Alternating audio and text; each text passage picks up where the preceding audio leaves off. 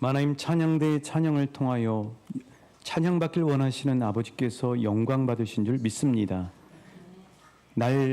나와 동행하시는 주님과 함께할 때 나를 만드신 하나님의 사랑을 알게 된다고 고백하는 것처럼 우리의 삶의 고백이 되게 역사하여 주시옵소서. 이와 같이 주의 말씀이 힘이 있어 흥왕하여 세력을 얻으니라. 이 시간 말씀이 선포될 때 성령님만 나타나게 하여 주시고 성령님만 주관해 주시며 성령님께서 지혜와 계시의 영을 불어넣어 주셔서 이 말씀에 이끌려 참된 복을 받는 우리 한 사람 한 사람 될 수 있도록 축복하여 주옵소서. 말씀이신 예수님 이름으로 기도합니다. 아멘. 한 분 한 분을 우리 예수님의 이름으로 사랑하고 축복합니다. 이 러시아의 세계적인 대문호하면 톨스토이와 도스토예프스키 이 두 사람을 이야기할 수 있습니다. 이 두 사람이 공통된 점이 많습니다. 일단은 비슷한 같은 시기에 활동을 했고요. 또 하나는 문학 작품을 뜨겁게 사랑했고 그리고 열렬하게 사랑을 해서 결혼한 공통점을 가지고 있습니다. 이 톨스토이는 무려 16살이나 어린 안나 소피아라고 하는 여인과 결혼하게 되고요. 도스토예프스키는 무려 25살이나 어린 안나와 결혼을 하게 됩니다. 자, 이런 공통점을 가지고 있는데 반면 결혼과는 많이 달랐습니다. 자, 톨스토이는 그의 작품인 안나 까레리나에서 자신의 결혼관을 이렇게 표현했습니다. 행복한 결혼은 모두 비슷하나 불행한 결혼은 저마다의 불행한 모습이 있다. 이에 반해서 도스토예프스키는 까라마초프가의 형제들이라는 책에서 자신의 결혼관을 이렇게 이야기했습니다. 한번 같이 읽어볼까요? 시작. 사랑하는 법을 성실히 배우고 오랫동안 연마해야 한다. 순간이 아니라 영원히 사랑해야 하므로. 42년 동안 이 부부 관계에 대해서 집중적으로 연구해서 무려 3,600쌍을 연구하고 세계적인 부부 상담가인 존 가트맨 박사가 있습니다. 이 존 가트맨 박사가 이 톨스토이와 도스토예프스키의 인생과 부부 생활을 집중적으로 연구를 한 거죠. 그래서 내린 결론이 뭐냐? 누가 판정승이냐면 도스토예프스키가 판정승을 했다는 것입니다. 그러면서 이 가트맨 박사는 그 이유를 이 톨스토이는 평생 아내와의 불화 속에 살았어요. 82세의 나이에 죽게 됐는데 결국은 혼자 집 나갔다가 가출한 거죠. 가출했다가 이 러시아의 시골역인 아스타포보라는 역에서 객사를 하고 말았습니다. 이에 반해서 도스토예프스키는 아내로부터 세상에서 가장 좋은 사람, 내 행복과 기쁨과 자랑거리라는 칭찬을 받았을 뿐만 아니라 자신이 죽은 사후에도 자신의 작품을 정리하고 또 관리하고 그리고 많은 사람들에게 알리는 일에 평생 아내인 안나가 투신한 그런 삶을 살게 됐던 것이죠. 그러면서 이 가트맨 박사는 행복한 부부들에게 나타나는 세 가지의 핵심 사항이 있다는 것입니다. 이렇게 정리가 됩니다. 첫 번째는 높은 우호감과 친밀감을 가지고 있다는 거죠. 그래서 원수되는 대화를 하는 게 아니라 다가가는 대화를 하는 부부들이라는 것입니다. 두 번째는 조심스럽고 예의 바른 갈등 관리를 한다는 거예요. 그리고 이에 반해서 이혼하는 부부들 94%는 대화를 할 때 비난, 변명, 경멸, 담쌓기 이게 패턴이 되어 있다는 겁니다. 또 세 번째로 꿈 이루기와 가치를 공유하는 부부들이 행복한 부부들이라는 거예요. 그러니까 신앙으로 얘기하면 남편의 핵심 가치와 아내의 핵심 가치가 같은 방향을 바라볼 때 그 부부는 건강하고 행복한 부부가 될 수 있다고 하는 거죠. 서로 간에 비전을 지지하느냐 아니면 가로막고 반대하느냐 이런 차이가 있다는 것입니다. 오늘 말씀 하나님께서 우리에게 알려주시는 행복한 부부관계의 비법을 말씀해 주십니다. 우리는 지난주와 지지난주에 성령 충만한 삶에 대해서 이야기를 했습니다. 그런데 이 성령 충만한 것이 관계로 나타나는 증거가 뭐냐? 그게 부부관계라는 거예요. 성령 충만한지 안 한지를 알 수 있는 비결이 뭐냐면 부부관계가 행복하냐, 건강하냐. 이것이 성령 충만의 증거라고 말씀하고 있습니다. 그래서 이 행복한 부부관계가 중요한 이유는 세 가지 때문에 그렇습니다. 첫 번째는 이 건전한 신앙생활의 핵심이고요.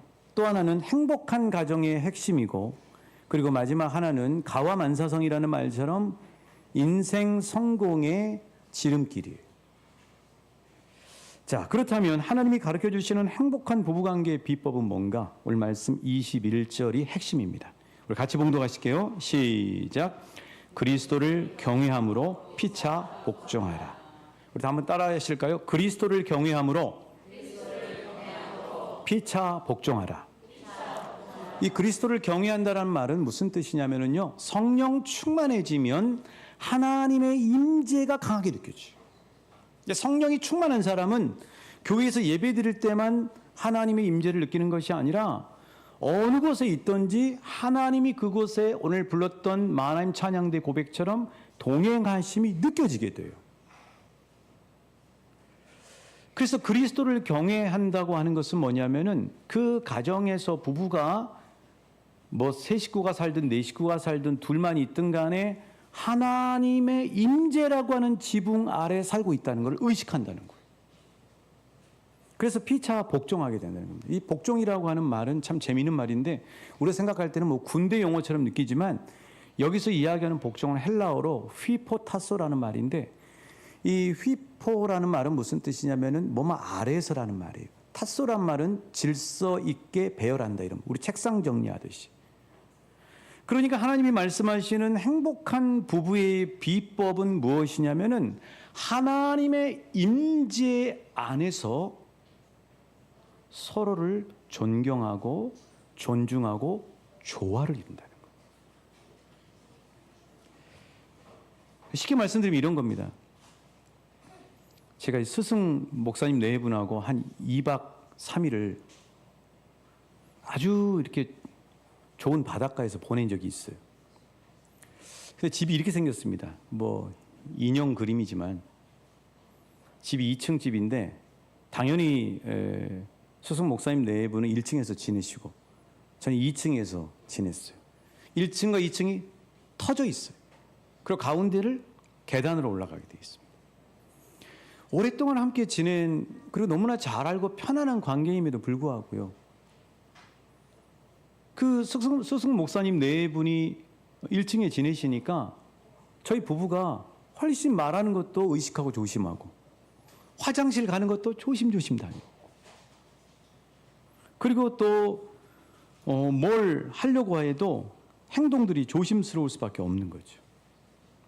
실은 예수를 믿는 부부와 가정이라고 하는 것은 하나님의 더부살을 하고 있는 거예요. 여러분, 우리 가정에 하나님이 안 계실까요? 하나님 우리 교회만 계시죠? 아니잖아요.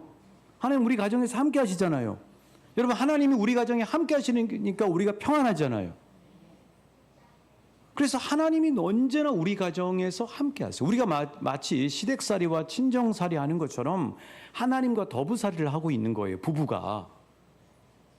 사람의 스승님도 있을 때 의식이 되는데, 성령 충만한 부부와 가정은 하나님이 항상 우리 가정에 함께 하신다고 하는 그 어른, 아버지를 모시고 있다는 생각 때문에 부부간에 욕설하고 심지어는 싸우고 폭행할 수가 없는 거죠. 그래서 그리스도를 경외함으로 피차 서로 질서 있게 존중하고 조화를 이루는 것이 바로 행복한 가정의 비결이라고 하는 것입니다. 우리 좌우 옆 사람에게 축복합니다. 당신의 가정에 하나님이 함께 하십니다.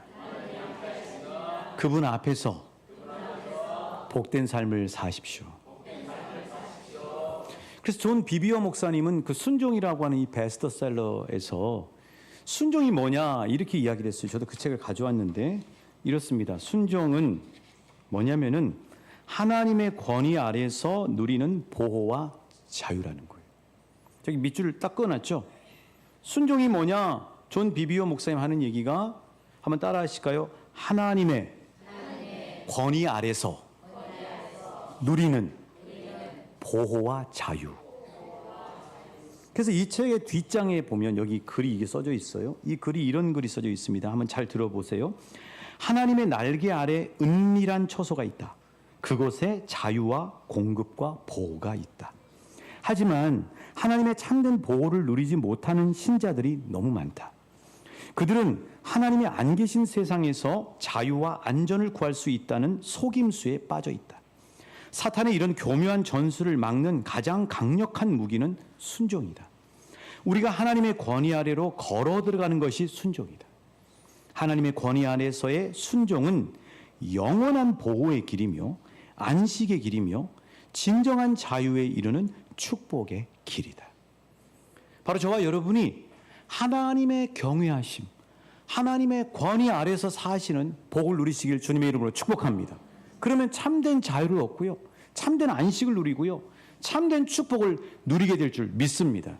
예수 믿는 부부와 예수 안 믿는 부부가 차이가 뭐냐면은, 예수 안 믿는 부부는 보호막이 없어요. 여러분, 이스라엘이라는 나라가 참 이번에 전쟁하는 걸 보면서 진짜 무서운 나라구나. 저 나라 엄청난 정보력, 그리고 아무리 미사일을 쏴도 삼중으로 보호를 해줘요. 그런 보호 시스템이 돼 있는 나라예요. 자, 하물며 하나님 안에서 가정을 이루고 하나님 앞에서 부부를 이루는 가정들은 보호막이 있는 거예요. 두 사람이 때로 살다가 의견 갈등이 있고 어려움이 있어도 하나님을 경외하면 그 부부가 부부로서의 관계를 지키게 된다고요. 그런데 하나님 없어, 하나님 거부하는 부부는 너무나 취약할 수밖에 없어요. 세상에서 날아오는 수없는 미사일, 돈의 미사일, 유혹의 미사일, 수많은 미사일들이 있잖아요. 그 미사일 다 맞는 거예요. 그리고 결국 결정하는 게 뭐냐? 우리 둘이 살기 어려우니까 그만두자. 이렇게 취약할 수밖에 없다는 사실이에요. 그러므로 사랑하는 여러분, 하나님의 권위 아래 사는 것이 참된 복이요 안식이라는 사실을 믿으시고 순종하셔서 하나님 안에서 사시는 복된 한 분 한 분 되시길 우리 예수님의 이름으로 축복합니다. 사랑하는 우리 자녀들이 하나님의 보호 아래 살 수 있도록 계속해서 여러분 기도하시는 거 알고 있습니다. 계속해서 기도할 때 하나님이 반드시 역사해 주실 줄 믿습니다. 자, 그러면 구체적으로 남편과 아내가 하나님의 권위 안에서 살면은 상대를 어떻게 대한다는 것일까요? 먼저 아내가 남편을 어떻게 대하는지를 22절부터 24절에서 말씀하고 있는데요. 우리 22절부터 24절 말씀으로 확인해 볼게요. 시작. 아내들이여 자기 남편에게 복종하기를 주께 하듯 하라. 이는 남편이 아내의 머리됨이 그리스도께서 교회의 머리됨과 같음이니 그가 바로 몸의 구주시니라. 그러므로 교회가 그리스도에게 하듯 아내들도 범사에 자기 남편에게 복종할지라. 자, 그러니까 하나님의 권위 안에 있는 아내는 예수님이 교회의 머리인 것처럼 남편을 머리로 존중한다는 거예요. 남편을 머리로 대한다고 하는 뜻은 뭐냐면은 남편의 권위를 인정해 준다는 거예요. 참 묘하게도 이 말씀하고 맞추려고 한 것도 아닌데 지난 월요일 날 광고해드린 것처럼 저희 교회에서 목회자 부부 세미나가 있었어요. 이제 전국적으로 이렇게 흩어져서 목회하는 목사님들 부부가 모입니다. 이 모임의 핵심은 뭐냐면 부부가 모여야 돼. 그래서 부부가 모여서 이야기를 하니까 때로는 사모님이 남편 목사님의 흉도 보고 또 허물도 이야기하고 이래요. 그러니까 서로 친밀해지더라고요. 그런데 이제 이 모임 가운데 한 부부가 이런 말씀을 하시더라고요. 한 목사님이 그러시더라고요. 제 아내는 참 고마운 게 제가 허물도 많고 부족함이 많은데 항상 자녀들 앞에서 정말 아빠는 정말 성실하지 하고 아빠의 장점을 그렇게 세워준다는 거예요. 그리고 이제 아이들이 아무래도 아빠보다는 엄마하고 편하니까 엄마하고 이야기를 다 하고 난 다음에 결정 사항이 있으면은 아빠한테 가서 허락 받아라 하고 이야기를 한다는 거예요. 그렇게 이야기를 해주니까 이 남편 목사님이 더 성실해지고 더 책임감을 가지고 가정에서 남편으로서 또 가장으로서 본이 되려고 응원의 촉진제가 된다고 말씀을 하시더라고요.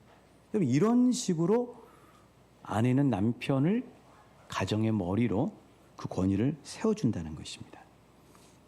자, 물론 권위는 자신이 세우는 게 아니에요. 권위는 내 옆에 있는 사람이 세워주는 겁니다. 그러니까 남편의 권위는 아내가 세워주는 거죠. 그런데 이 말씀을 가지고 많은 남편들이 이 말씀을 자기화시켜요. 남자는 하늘이여 이러면서 가부장적으로 아내한테 무조건 복종하고 순종하게 하면은 이거는 성경적인 표현이 아니에요. 그래서 유진 피터슨 목사님은 이 말씀을요 이렇게 쉽게 현대인들에게 번역을 해놨어요. 우리 말씀을 같이 한번 읽어보실게요. 저기는 아내 여러분 돼 있지만 남편들도 들어야 될 얘기가 있습니다. 시작. 아내 여러분, 그리스도를 지지하는 것처럼 남편을 이해하고 지지해 주십시오. 남편은 그리스도께서 교회에 하시는 것처럼 아내에게 지도력을 보이되 아내를 좌지우지하지 말고 소중히 여기십시오. 남편이 그러한 지도력을 발휘하면 아내도 교회가 그리스도께 순종하듯 남편에게 순종해야 합니다. 남편이 가장답게 머리답게 그렇게 본이 되고 행동을 해야 된다는 거예요. 무조건 남자는 하늘이야 하고 이야기하는 게 결코 아니라는 사실을 하나님은 말씀해 주시고 계시는 거죠.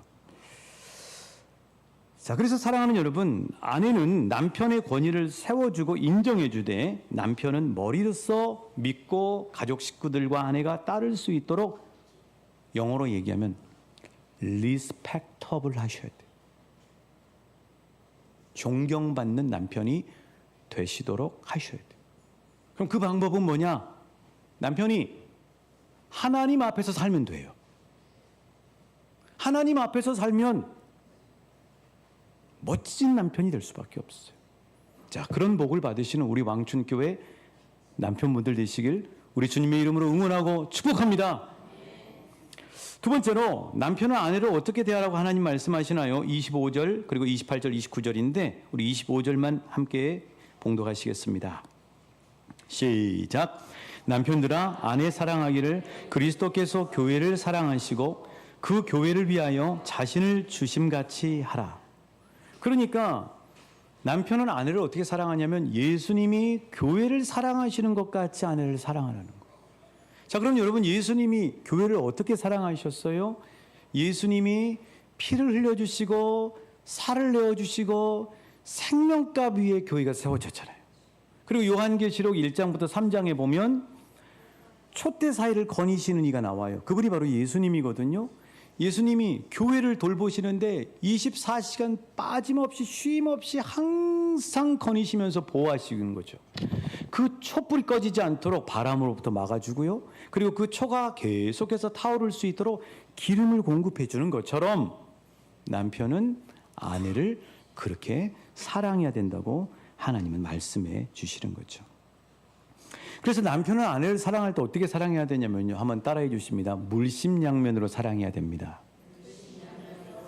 그렇죠. 그러면 여기서 물질, 물심, 물은 뭐냐면 물질이에요. 돈으로 사랑해 주셔야 돼요.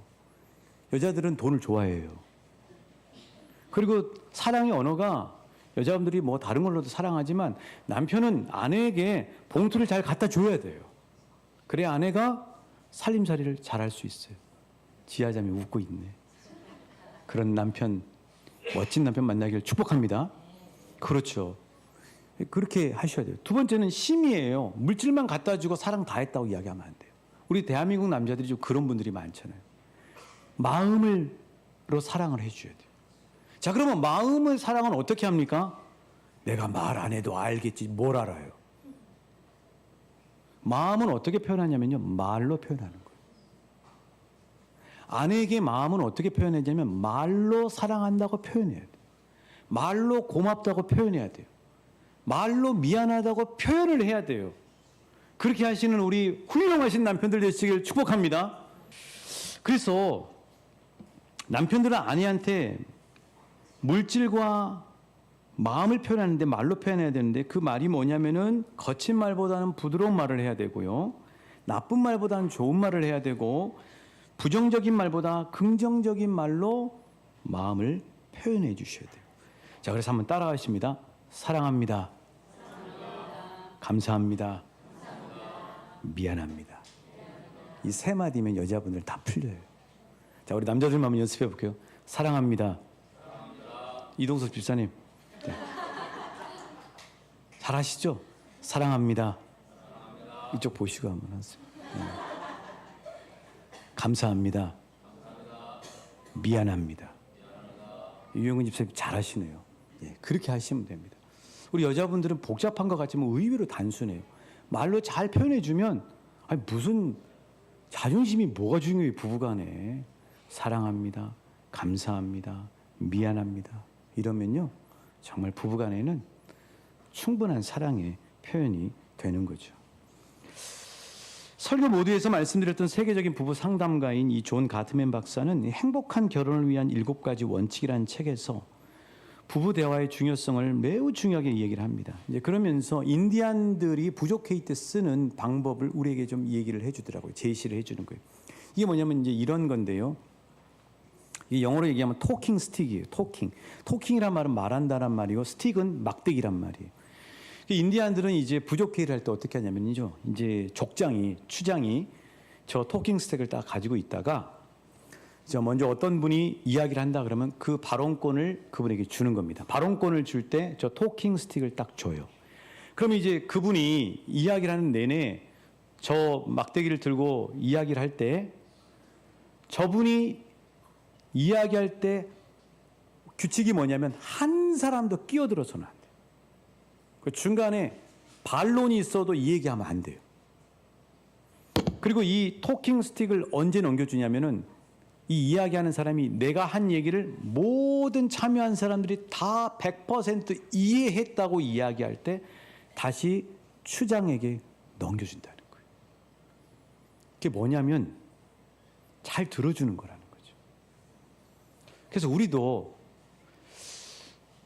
하나님을 경외하는 가정이 되기 위해서 소파나 의자에다가 라벨 하나 붙여가지고 하나님하고 딱 붙여놔요. 식탁 테이블에 하나님의 앉은 자리하고 딱 붙여놔요. 그러면 그 의자를 보고 좀 하나님을 의식하면서 우리가 언어도 하고 또 가정생활을 하고 서로 존중해 줄 수 있을 것 같고, 또 하나는 집에 그 십자가 있잖아요. 그 십자가를 가지고 부부간에 대화하거나 가족들이 이렇게 대화할 때 딱 주는 거예요. 적용을 하는 거예요. 그래서 오늘 남편이 이야기한다, 아내가 이야기한다 그러면 그 십자가를 딱 주면서 충분히 눈을 보면서 이야기를 들어주고 경청해주고, 그렇게 하면 우리 가정이 지금도 화목하고 행복하지만 훨씬 더 하나님 안에서 행복하고 건강하고 풍성한 가정이 될 줄 믿습니다. 이렇게 하나님의 권위 안에서 아내는 주님이 교회의 머리이신 것처럼 남편을 존중하고 권위를 세워주고, 또 남편은 예수님이 교회를 사랑하신 것 같이 물심양면으로 아내를 사랑하고 할 때 행복한 부부가 될 수밖에 없고 우리는 천국 가정을 누리게 될 줄 믿습니다. 자, 그런데 사실 우리 자신을 살펴보면은 우리 자신이 좋은 남편 또 좋은 아내로서 부족한 면이 많아요. 허물이 많잖아요. 우리 완벽한 사람들이 아니잖아요. 그래서 나는 좋은 부부, 좋은 가정 이루는 거 못하겠다, 이렇게 여러분 마음을 내려놓으시면 안 돼요. 왜냐하면 하나님이 우리를 통해서 일하시는 방법은 뭐냐면요, 우리의 문제점과 연약함을 통해서 하나님은 더 풍성하게 선하게 역사하시는 거예요. 이게 바로 로마서 8장 28절 말씀이잖아요. 말씀으로 확인해 보실게요. 시작. 우리가 알거니와 하나님을 사랑하는 자 곧 그의 뜻대로 부르심을 입은 자들에게는 합력하여 선을 이루.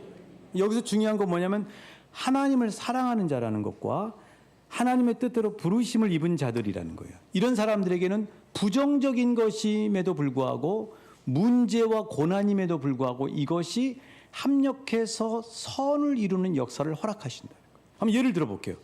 여러분, 사무엘의 어머니 한나는요, 여성으로서는 치명적인 부정적인 게 있었어요. 이게 뭐였냐면 애를 못 낳는 거였어요. 근데 결국 애를 못 낳는 그것 때문에 하나님은 한나를 어떤 사람으로 만드냐면 깊은 기도의 여인으로 만들어요. 그리고 난 다음에 위대한 민족을 이끄는 지도자인 사무엘이라고 하는 자녀를 허락해 주시는 거예요. 자, 베드로 보면 허물투성이입니다. 성격 급하죠. 다혈질이죠. 털털하죠. 무대포죠.